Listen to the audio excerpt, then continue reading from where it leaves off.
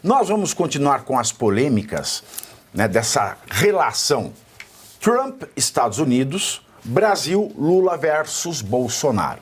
Porque como a gente acabou de falar, o Lula enviou, né, o pessoal do Itamaraty para acender uma vela para Deus e outra para o diabo.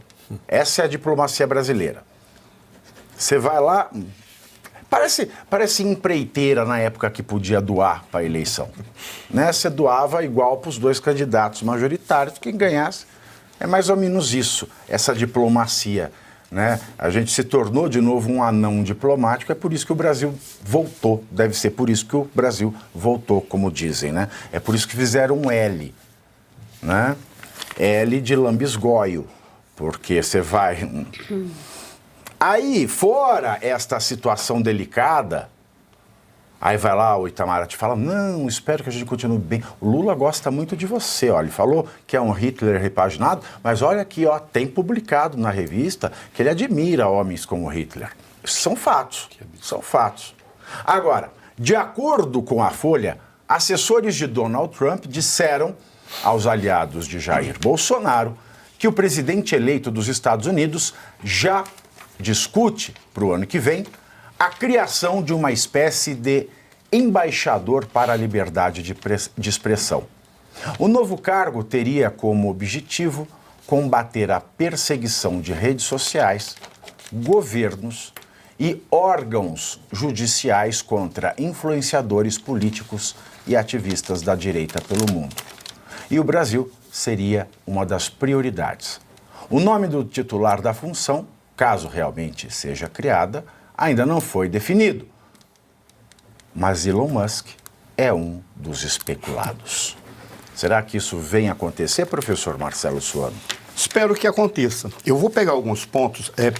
O primeiro deles, que talvez para mim seja relevante, eles têm o hábito de chamar de pragmático quando o indivíduo fala bobagem e depois ele diz, não, estou acendendo vela para todo mundo. Pragmatismo fez sua excelência o presidente Bolsonaro na crise da Ucrânia, em que, como Estado, o Brasil se posicionou contra a guerra e, como governo, o Brasil foi resolver os problemas que dizem respeito aos interesses do povo brasileiro. Isso é pragmatismo, porque os valores foram posicionados, mas as necessidades imperaram uma decisão de governo. Isso ficou claro para todo mundo, razão pela qual foi legitimado. E o Bolsonaro se saiu muito bem nessa ação.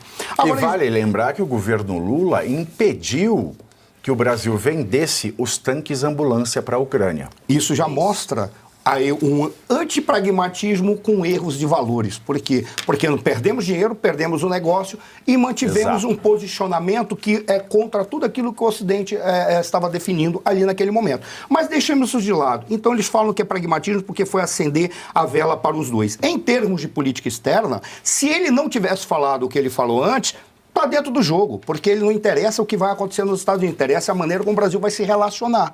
Estaria dentro do jogo, mas a maneira como ele se posicionou, aí mostra ou covardia ou mau caratismo, e não pragmatismo. Esse é o ponto que fica para toda a sociedade, para todos aqueles que estão assistindo. Para complementar, tem um dado que para nós é bem interessante. Só explica para o pessoal no chat, professor, porque eles estão perguntando o que é o Itamaraty. O Itamaraty é um nome que é dado para o Ministério das Relações Exteriores, ou seja, é o órgão, ou seja, é o ministério que é responsável por fazer as políticas públicas de como o Brasil apresenta os seus interesses para o mundo e como ele negocia esses interesses. Professor, para de explicar, porque o corno que está perguntando isso, ele continua perguntando, ele não está prestando atenção. Então o dado todo é o seguinte, ele está fazendo isso exatamente para atrapalhar. Então deixa para lá, mas está dada a explicação e siga adiante. Eu não me preocupo com isso. Vai dar um Google aí, ô. Mas fica, em vez de... O tempo que você fica repetindo essa pergunta, você joga ela no Google. O chat GPT responde. Eita, mas só para concluir, então, quando você olha a questão do que o Trump está propondo, ele está propondo um ministério para a liberdade, uma embaixada para a liberdade de expressão. Já é um posicionamento para dizer como que eles vão tratar aqueles países que vão contra os valores ocidentais, não são os valores dos Estados Unidos. E a maneira como esse indivíduo fará a intermediação com o governo americano para dizer os dados concretos dentro dos países. Exemplo, o Elon Musk, ele não foi contra o Brasil ou contra as nossas leis ou contra o nosso povo. Ele apenas disse, eu não posso cumprir uma lei que é inconstitucional dentro do teu próprio país. Se eu fizer isso, eu estou indo contra a legalidade para você e para o meu país, porque nos Estados Unidos, qualquer empresa americana no mundo que fizer algo ilegal pode ser punida nos Estados Unidos. Processada, preso, o indivíduo é preso e lá é preso de verdade. Depois ele não fica sem dever nada para a justiça. Isso não existe. Lá é preso. Por isso ele não pode seguir normas ilegais, regras ilegais, mandos ilegais. Por isso que o Elon Musk se comportou dessa maneira. Só para encerrar, e aí fica a grande questão para mim, que norteia a realidade do comportamento dos Estados Unidos. Os Estados Unidos se preocupam com seus interesses. Mas nós temos alianças e nós temos proximidades culturais e valorativas com os norte-americanos e com este governo que vai assumir. Significa que ele vai fazer tudo para interferir no Brasil? Não. Mas tem 2 pontos que são essenciais. Se afetar as empresas norte-americanas ou os interesses estratégicos norte-americanos, aí este governo vai dizer, neste momento, nós vamos tomar as decisões de acordo com o nosso interesse estratégico e não vamos aturar as bobagens e os erros que são cometidos pelo teu governo. E ele começará a agir. Quais são os pontos que podem atingir os interesses estratégicos dos Estados Unidos? Bater nas empresas norte-americanas. Então é muito bom os ministros aqui tomarem cuidado quando editarem normas, ordens hoje já ilegais. são 2. A primeira é o X, a segunda é a Starlink. Pois é, são 2, mas é bom eles tomarem cuidado, porque qualquer ilegalidade, certamente o governo norte-americano vai assumir o protagonismo. E a segunda, que essa é a mais especial de todas, está no programa de governo do Trump taxar em 60% as importações chinesas. Isso significa o quê? Que ele já focou quem é o inimigo estratégico em termos de economia. Se porventura o Brasil começar a dizer nós não queremos conversa com vocês e vamos abrir as portas para a China, o que os norte-americanos vão ver? Onde estão as concorrências ilegais, onde estão as ilegalidades e onde estão os posicionamentos estratégicos que vão nos obrigar a que nós nos posicionemos também. Aí eles vão atuar. Porque esse mesmo é o momento que eles se vão a agir. China passar a produção para cá, que ela pode fazer isso com parte dela, e o Brasil passar a exportar para os Estados Unidos, né, isso é uma simulação. E também tem um terceiro, professor, que Vossa Excelência esquecestes. Rússia, não. A relação pornográfica de Brasil e Irã. Ah, sim, mas isso são os elementos que vão fazer eles atuarem. Por exemplo, no caso do Irã, aí é bélico.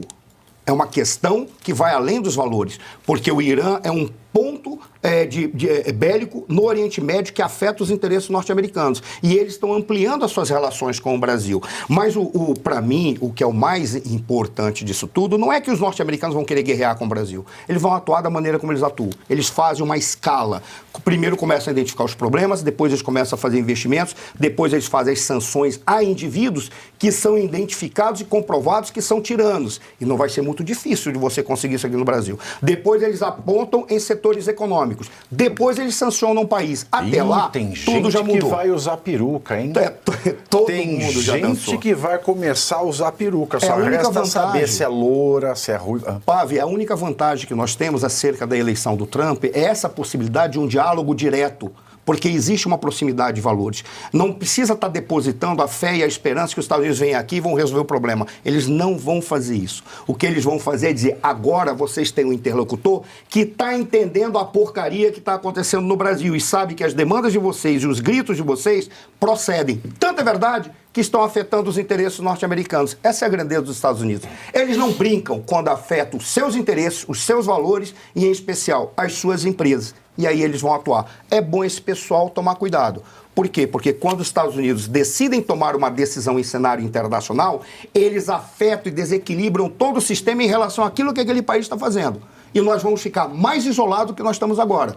Porque a tese de não estar isolado é estar num eixo de indivíduos que não estão preocupados com regimes políticos, só estão preocupados com posicionamento político e ideológico e preocupados com dar a grandeza que a China quer. Porque a China que quer coordenar o sul global, não é o Brasil. Este atual presidente do Brasil está entregando a nossa grandeza, o nosso potencial para a China. E os Estados Unidos estão atentos para isso. Esse pode ser o ponto de saída para eles atuarem contra nós.